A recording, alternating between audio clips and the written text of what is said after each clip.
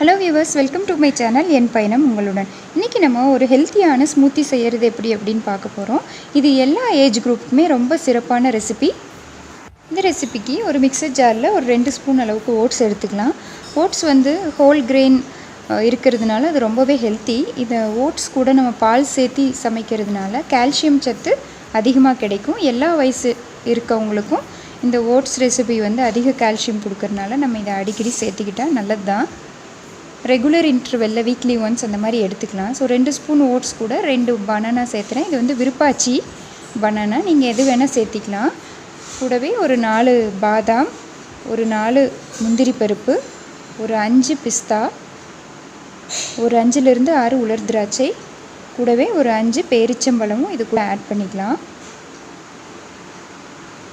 1/2 spoon அளவுக்கு கொக்கா powder, அப்படி இல்லைன்னா ஒரு சின்ன பீஸ் டார்க் சாக்லேட் ஆட் பண்ணிக்கோங்க. 2 ஸ்பூன் ஹனி, ஒரு 2 ஸ்பூன் கரும்பு சர்க்கரை ப்ளஸ் 1 டம்ளர் பால் சேர்த்து நைஸாக அரைச்சிக்கலாம். ஸோ நைஸாக அரைச்சி நம்ம இந்த மாதிரி சர்வ் பண்ணிக்கலாம். இது நிறையா ட்ரை ஃப்ரூட்ஸ் எல்லாமே கலந்து அந்த ஓட்ஸ் ப்ளஸ் மில்க் எல்லாமே சேர்த்துருக்கனால உடம்புக்கு ரொம்ப ரொம்ப ஹெல்த்தி. பிரேக்ஃபாஸ்ட்டு சில டைம் உங்களுக்கு லேட் ஆகுது அப்படின்னா கூட இதை நீங்கள் ட்ரை பண்ணலாம். மேலே இந்த மாதிரி சாக்லேட் சிப்ஸ் நான் ஒயிட் சாக்லேட் சிப்ஸும் சாக்லேட் சிரப்பும் அப்படியே அப்ளை பண்ணி கார்னிஷ் பண்ணியிருக்கேன். இது தேவைப்பட்டால் நீங்கள் பண்ணலாம், இல்லைன்னா ஸ்கிப் பண்ணிடலாம். பனானா கூட நீங்கள் கட் பண்ணி போட்டு கார்னிஷ் பண்ணிக்கலாம். இது ரொம்ப ரொம்ப ஹெல்த்தியான ஈஸியாக செய்யக்கூடிய ஒரு ஸ்மூத்தி தான். குழந்தைங்களுக்கு கண்டிப்பாக வீக்லி ஒன்ஸ் ஆர் ட்வைஸ் இப்படி கொடுத்தீங்கன்னா அவங்க ரொம்ப ஹெல்த்தியாக இருப்பாங்க.